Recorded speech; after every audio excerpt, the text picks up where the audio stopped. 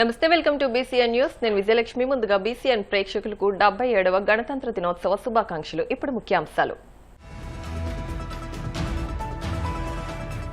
గణతంత్ర దినోత్సవ పూర్వ సంధ్యలో జాతిని ఉద్దేశించి ప్రసంగించిన రాష్ట్రపతి న్యాయం, సోదర భావమే గణతంత్రానికి పునాదులని స్పష్టం చేసిన ద్రౌపది ముర్ము.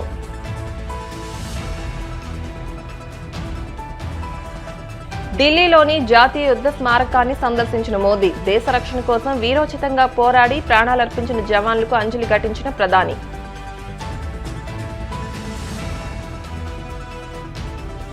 మంగళగిరిలోని జనసేన పార్టీ కేంద్ర కార్యాలయంలో ఘనంగా 77వ గణతంత్ర దినోత్సవ వేడుకలు. జాతీయ పతాకాన్ని ఆవిష్కరించిన మంత్రి నాదెండ్ల మనోహర్. మూడో టీ20లో న్యూజిలాండ్పై 8 వికెట్ల తేడాతో భారత్ ఘన విజయం. మరో 2 మ్యాచ్లు మిగిలుండగానే 3-0తో సిరీస్ను కైవసం చేసుకున్న టీమిండియా.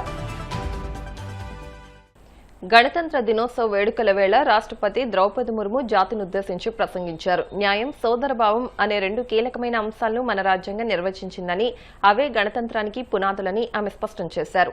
కేంద్ర ప్రభుత్వం అనుసరిస్తున్న దార్శనికత, రాజ్యాంగంలో పొందుపరిచిన విలువలను ఆమె తన ప్రసంగంలో ప్రముఖంగా ప్రస్తావించారు.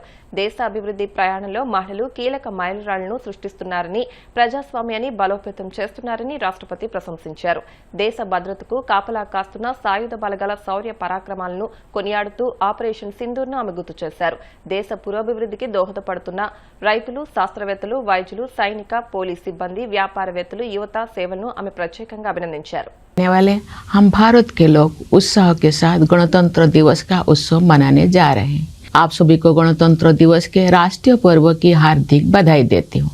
गणतंत्र दिवस का पावन पर्व हमारे अतीत, वर्तमान और भविष्य में देश की दशा और दिशा का अवलोकन करने का अवसर होता है। स्वाधीनता संग्राम के बल पर 15 अगस्त 1947 के दिन से हमारे देश की दशा बदली।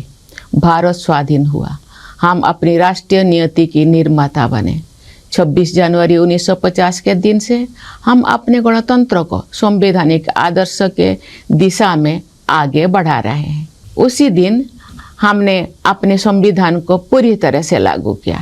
लोकतंत्र की जननी भारत भूमि उपनिवेश के विधि विधान से मुक्त हुई और हमारा लोकतंत्रात्मक गणराज्य अस्तित्व में आया।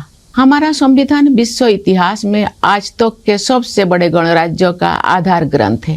हमारे संविधान में निहित न्याय, स्वतंत्रता, समता और बंधुत्व के आदर्श हमारे गणतंत्र को परिभाषित करते हैं। संविधान निर्माताओं ने राष्ट्रीयता की भावना तथा देश की एकता को संवैधानिक प्रावधानों का सुदृढ़ आधार प्रदान किया है। लौह पुरुष सरदार वल्लभ भाई पटेल ने हमारे राष्ट्र का एकीकरण किया। पिछले वर्ष 31 अक्टूबर को कृतज्ञ देशवासियों ने उत्साहपूर्वक उनकी 150वीं जयंती मनाई। उनकी 150वीं जयंती के पावन अवसर से जुड़े स्मरण उत्सव मनाए जा रहे हैं। ये उत्सव देशवासियों में राष्ट्रीय एकता तथा गौरव की भावना को मजबूत बनाते हैं।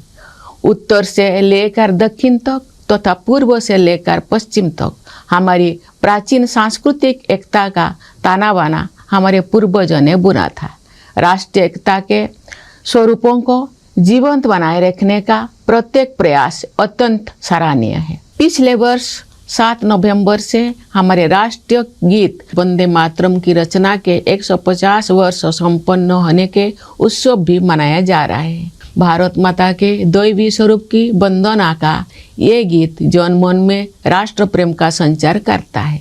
राष्ट्रीयता के महाकवि सुब्रमण्य भारती ने तमिल भाषा में वंदे मातरम येनवम अर्थात हम वंदे मातरम बोले इस गीत की रचना करके वंदे मातरम की भावना को और भी व्यापक स्तर पर जनमानस के साथ जोड़ा।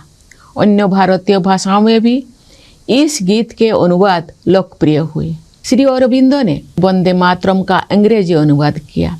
ऋषितुल्य बंकिम चंद्र चट्टोपाध्याय द्वारा रचित वंदे मातरम हमारे राष्ट्र वंदना का स्वर है। आज से 2 दिन पहले यानी 23 जनवरी को देशवासियों ने नेताजी सुभाष चंद्र बोस की जयंती के दिन उन्हें सादर श्रद्धांजलि अर्पित की। वर्ष 2021 से नेताजी की जयंती को पराक्रम दिवस के रूप में मनाया जाता है, ताकि देशवासी विशेषकर युवा उनकी अदम्य देशभक्ति से प्रेरणा प्राप्त करें। नेताजी सुभाष चंद्र बोस का नारा जय हिंद हमारे राष्ट्र गौरव का उद्घोष है। प्यारे देशवासियों, आप सब हमारे जीवंत गणतंत्र को शक्तिशाली बना रहे हैं। मैं मानती हूँ कि गणतंत्र दिवस देशभक्ति की इस प्रबल भावना को और भी सुदृढ़ करने के संकल्प का अवसर है। आइए हम सब मिलकर राष्ट्र प्रथम की भावना से कार्य करते हुए अपने गणतंत्र को और भी गौरवशाली बनाएं। मैं एक बार फिर आप सभी को गणतंत्र दिवस की हार्दिक बधाई देती हूँ। मुझे दृढ़ विश्वास है कि आपका जीवन सुख, शांति, सुरक्षा, सौहार्द से परिपूर्ण रहेगा। मैं आप सभी के उज्जवल भविष्य की मंगल कामना करती हूँ। ఢిల్లీలోని జాతీయ యుద్ధ స్మారకానికి ప్రధాని మోదీ వెళ్లారు. దేశ రక్షణ కోసం వీరోచితంగా పోరాడి ప్రాణాలర్పించిన జవాన్ల జ్ఞాపకార్థం పుష్పగుచ్చా నుంచి అంజలి ఘటించారు. అనంతరం అమర జవాన్ల గౌరవార్థం ఆయన 2 నిమిషాల పాటు మౌనం పఠించారు. కర్తవ్య నిర్వహణలో ప్రాణత్యాగం చేసిన ఆ వీరపుత్రులకు దేశం తరపున కృతజ్ఞతలు తెలుపుతూ ప్రధాని ఈ నివాళి కార్యక్రమాన్ని నిర్వహించారు. గణతంత్ర దినోత్సవ వేడుకల ప్రధాన పరేడ్ ప్రారంభానికి ముందు ఏటా జాతీయ యుద్ధ స్మారకం వద్ద నివాళులర్పించడం ఒక ఆనవాయితీగా వస్తోంది.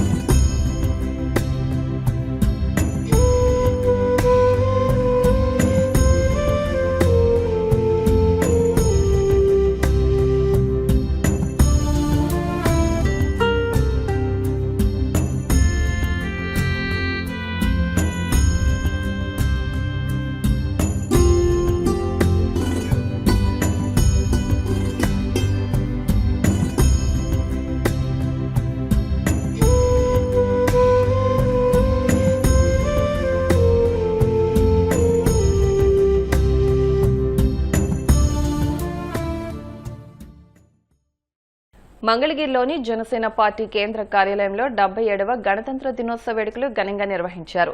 పార్టీ రాజకీయ వ్యవహారాల కమిటీ చైర్మన్, రాష్ట్ర పౌర సరఫరాల శాఖ మంత్రి నాదెండ్ల మనోహర్ జాతీయ పతాకాన్ని ఆవిష్కరించి గౌరవ వందనం సమర్పించారు. అనంతరం జాతీయ గీతాలాపన చేశారు. పార్టీ నేతలకు, కార్యాలయ సిబ్బందికి గణతంత్ర దినోత్సవ శుభాకాంక్షలు తెలిపారు.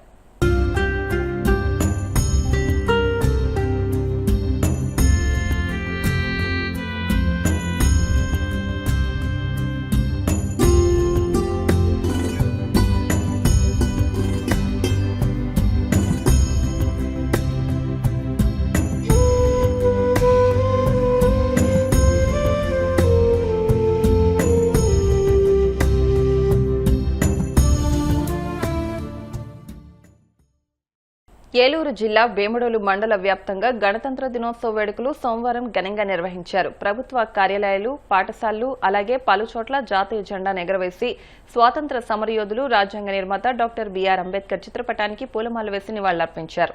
వేముడోలు పోలీస్ స్టేషన్లో ఎస్ఐ ఎస్కే మదీనా బాషా ఆధ్వర్యంలో నిర్వహించిన వేడుకల్లో సీఐ యూజా విల్సన్ పాల్గొని జాతీయ జెండాను ఆవిష్కరించి పోలీస్ సిబ్బందితో గౌరవ వందనం స్వీకరించారు. ఈ సందర్భంగా ఆయన మాట్లాడుతూ భారత రాజ్యాంగం మనకు సమానత్వం, స్వేచ్ఛ, న్యాయం వంటి విలువలను అందించిందని తెలిపారు. దేశ స్వాతంత్ర్యాన్ని కాపాడుకోవడంలో ప్రతి పౌరుడు బాధ్యతాయుతంగా వ్యవహరించాలన్నారు.